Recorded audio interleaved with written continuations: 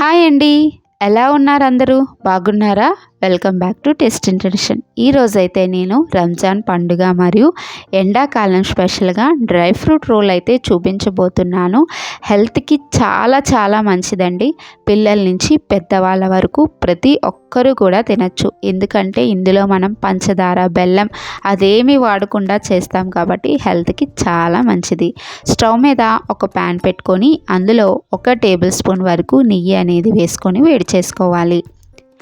నెయ్యి కొద్దిగా వేడాక ఇందులో అరకప్పు బాదం తరుగు, అరకప్పు జీడిపప్పు తరుగు, పావు కప్పు పిస్తా తరుగు వేసుకోవాలి.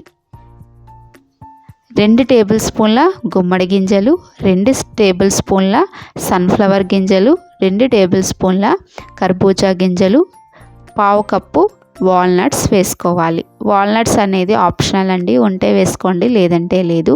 ఇవన్నీ కూడా సన్నని సెగ మీద క్రిస్పీగా అయ్యేంత వరకు వేయించుకోవాలి. అలాగని పూర్తిగా రంగు మారేంత వరకు వేయించుకోకండి.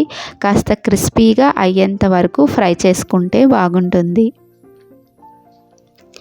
ఇవి చూడండి, ఈ విధంగా కాస్త క్రిస్పీగా తయారయ్యాయి కదా. ఇప్పుడు ఇందులో నేను పావు కప్పు ఎండు కొబ్బరి తురుము, 2 టేబుల్ స్పూన్ల ఎండు ద్రాక్ష వేస్తున్నాను. ఇవి చివరగా వేస్తే సరిపోతుంది, ఎందుకంటే తొందరగానే వేగిపోతాయి, పెద్ద టైం అనేది పట్టదు. రంజాన్ మాసంలో ఉపవాసాలు అవి చేస్తుంటారు, సాయంత్రం పూట ఏదో ఒకటి తీసుకుంటారు. అలాంటప్పుడు ఈ డ్రై ఫ్రూట్ రోల్ ఒకటి గనుక తీసుకున్నారంటే నీరసం అయిపోకుండా హెల్తీగా ఉంటారు. మనకి ఇవన్నీ కూడా చక్కగా ఫ్రై అయిపోయాయి కదా. వీటన్నిటిని ఒక ప్లేట్లోకి తీసుకొని పూర్తిగా చల్లారేంత వరకు పక్కన పెట్టుకోవాలి. ఇక్కడ నేను 1 కప్పు ఖర్జూరాలను తీసుకొని లోపల ఉన్న సీడ్ అనేది తీసేసుకొని ఈ విధంగా గ్రైండర్లో వేసుకొని మెత్తగా పేస్ట్ కింద గ్రైండ్ చేసుకొని రెడీగా పెట్టుకోవాలి. చూడండి, ఈ విధంగా నేను గ్రైండ్ చేసేసుకున్నాను కదా. మనం ఖర్జూరం వేస్తాం కాబట్టి ఇందులో ఇంకా బెల్లం, పంచదార అలాంటివి ఏమీ వేయాల్సిన అవసరం లేదు. ఆ తీపి అనేది సరిపోతుంది. ఇప్పుడు స్టవ్ మీద మరలా ప్యాన్ పెట్టుకొని ఒక 2 టేబుల్ స్పూన్ల వరకు నెయ్యి అనేది వేసుకొని ఖర్జూరం పేస్ట్ని ఇందులో వేసేసి సిమ్లోనే ఈ ఖర్జూరం పేస్ట్ అంతా కూడా సాఫ్ట్గా అయ్యేంత వరకు ఫ్రై చేసుకోవాలి. ఖర్జూరంలో చాలా ఎక్కువగా ఐరన్ అనేది ఉంటుంది కాబట్టి ఆరోగ్యానికి చాలా మంచిది. ఇదనే కాదండి, ఇప్పుడు మనం వేయించుకున్న అన్ని డ్రై ఫ్రూట్స్ కూడా కాల్షియం, మెగ్నీషియం, ఐరన్, విటమిన్స్ ఇలాంటివన్నీ చాలా ఎక్కువగా ఉంటాయి. అందుకని పిల్లల నుంచి పెద్దవాళ్ళ వరకు ప్రతి ఒక్కరూ కూడా తీసుకోవాలి. మనకి ఇక్కడ ఖర్జూరం పేస్ట్ అనేది సాఫ్ట్గా అయిపోయింది కదా. ఇప్పుడు ఇందులో వేయించి పెట్టుకున్న డ్రై ఫ్రూట్స్ను కూడా వేసేసి ఈ ఖర్జూరం ముద్దలో ఈ డ్రై ఫ్రూట్స్ అన్నీ కూడా కలిసిపోయి ఒక ముద్దలాగా తయారయ్యేంత వరకు సిమ్లోనే ఫ్రై చేసుకోవాలి. అయితే మనకి ఎండాకాలంలో చాలా ఎక్కువగా దాహం అనేది వేస్తూ ఉంటుంది, తిండి ఎక్కువగా తినాలనిపించదు. అలాంటప్పుడు ఈ రోల్ ఒకటి తిన్నారంటే కడుపు అనేది నిండిపోతుంది. ఇక్కడ చూడండి, ముద్దలాగా తయారయ్యింది కదా. స్టవ్ అనేది ఆపేసి ఒక ప్లేట్లోకి తీసుకోవాలి. అదే ప్యాన్లోని 1 టేబుల్ స్పూన్ గసగసాలు వేసి ఆ వేడికి వేయించుకుంటే సరిపోతుంది. గసగసాలు అనేవి తొందరగానే ఫ్రై అయిపోతాయి కాబట్టి ఈ విధంగా లైట్గా కలర్ చేంజ్ అయ్యాక వీటిని కూడా ఒక ప్లేట్లోకి తీసేసుకోండి. ఈ డ్రై ఫ్రూట్ ముద్ద అనేది పూర్తిగా చల్లారిపోకూడదు. కాస్త వేడిగా ఉన్నప్పుడే మనం రోల్ కింద ప్రిపేర్ చేసుకోవాలి.